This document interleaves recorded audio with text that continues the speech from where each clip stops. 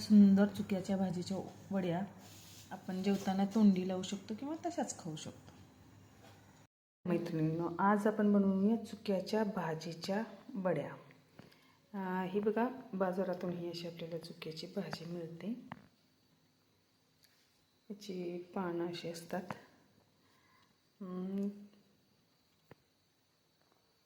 तुम्ही चुक्याची भाजी गरगट्टा वगैरे असा केलेला असेल, पण आता आपण जी करणार आहे ती चुक्याच्या भाजीच्या वड्या करणार आहोत, जे पौष्टिक पण असतात. चुक्याच्या भाजीमध्ये सी जीवनसत्व असतात, त्याचबरोबर लोह पण असतं, त्यामुळे ही खाण्यासाठी एकदम उत्तम. यासाठी आपण घेतलेलं आहे हरभऱ्याच्या डाळीचं पीठ म्हणजे बेसन पीठ. त्यानंतर थोडंसं कूट घेतलेलं आहे मी शेंगदाण्याचं बारीक, धना पावडर, हळद, मीठ, थोडीशी कोथिंबीर. त्याच्यानंतर याच्यामध्ये आहे ती थोडी मी कच्चा मसाला बारीक करून घेतलेला आहे, थोडीशी तीळ घेतलेले आहेत आणि लसूणची पेस्ट. तर चला तर करूया आपण भाजीच्या वड्या. मी चुक्याची भाजी धुवून घेतलेली. चुक्याच्या भाजीबरोबर आपल्याला थोडीशी शेपाची भाजी पण देतात. ती शेपाची भाजी पण आपण ह्याच्याबरोबर चिरून घेऊयात. अशी छान बारीक चिरून घ्यायची. वरती कढई ठेवूयात. कढईमध्ये थोडंसं तेल टाकायचं. थोडंसं गरम झालं की त्याच्यामध्ये लसणाची पेस्ट टाकायची.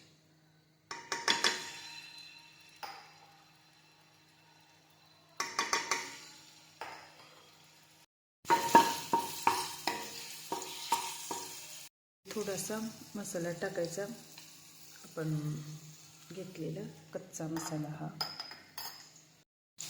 धना पावडर, हळद,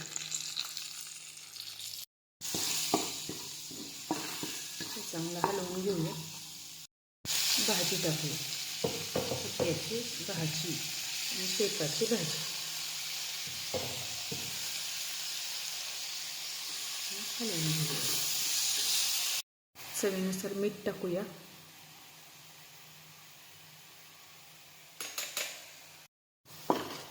छान हलवून घेऊया.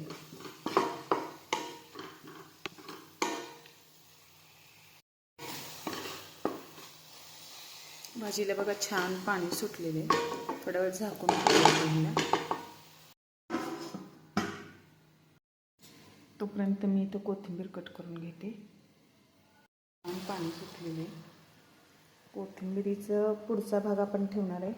पाठीमागची जी आहे ना ते आपण ह्याच्यामध्ये टाकणार आहोत.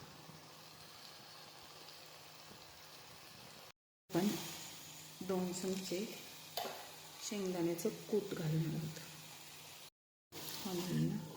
हलवूया चांगल्या प्रकारे. पण हे जे बेसन घेतलेलं आहे, हे बेसन काय करायचं, थोडं थोडं भाजीवरती घालत जायचं आणि हलवायचं. जेवढं याच्यामधलं पाणी आहे शोषून घेते हे तिथपर्यंत काय करायचं, ह्याच्यामध्ये बेसन घालायचं.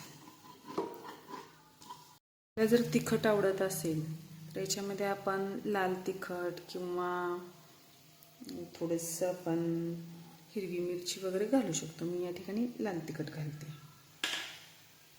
तर आपण हे स्किप पण करू शकतो. हे बघा, हे असं चांगला गोळा झाला की याला थोडा वेळ काय करायचं, झाकून ठेवायचं, म्हणजे बेसन चांगलं उकडलं जातं. यासाठी मी थोडं बघा, जवळजवळ अर्धी वाटी बेसन मी ह्याला घातलेलं आहे. एका पेंडीला अर्धी वाटी बेसन साधारणतः. एकदम मंद आचेवरती ह्याला असं थोडंसं उकडू द्यायचं.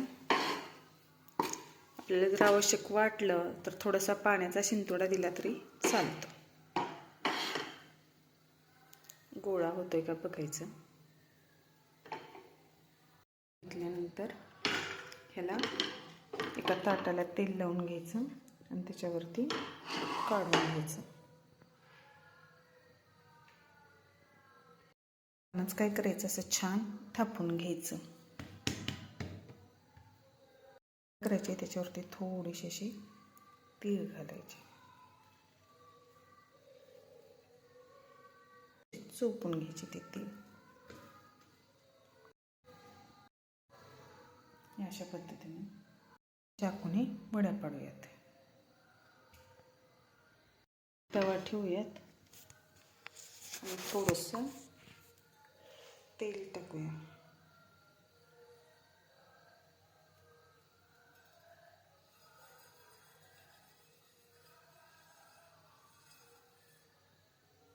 हे बघा, छान वड्या पडलेल्या आहेत. आपण ह्या अशाच खाऊ शकतो किंवा आपण ह्याला तव्यावरती थोड्याशा फ्राय करू शकतो. एका बाजूने ठेवून द्यायच्या. अशा मंद आचेवरती काय करायच्या, ह्या भाजून घ्यायच्या. आपल्याला खरपूस भाजायचे असतील तर आपण खरपूस पण भाजू शकतो. थोडंसं तेल सोडायचं वाटल्यास आपल्याला कढईने.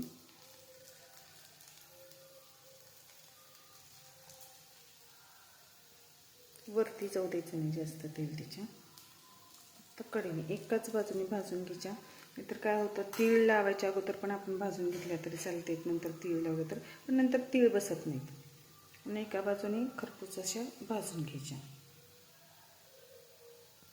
मस्त खमंग अशा भाजलेल्या आहेत. आता ह्यांना आपण काढून घेऊयात.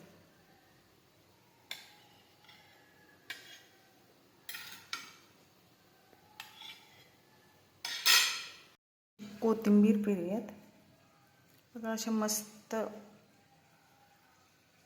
चुक्याच्या भाजीच्या वड्या मस्त झालेल्या आहेत.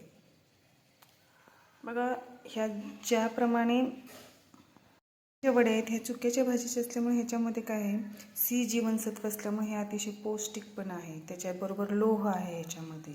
तीळ घातलेले आहेत आपण, स्निग्धता आहे, त्यामुळे ह्या आरोग्यासाठी एकदम चांगले आहेत. आणि सी जीवनसत्व असल्यामुळे आपल्याला रोगप्रतिकारशक्ती पण काय होते, वाढते. आपण ह्याच्यावरती डेकोरेशनसाठी खोबरं वगैरे पण वापरू शकतो. ज्याला आवश्यक वाटेल ते सॉस वगैरे घेऊ शकतात खाण्यासाठी ह्याच्याबरोबर. आणि अशाही आपण खाऊ शकतो.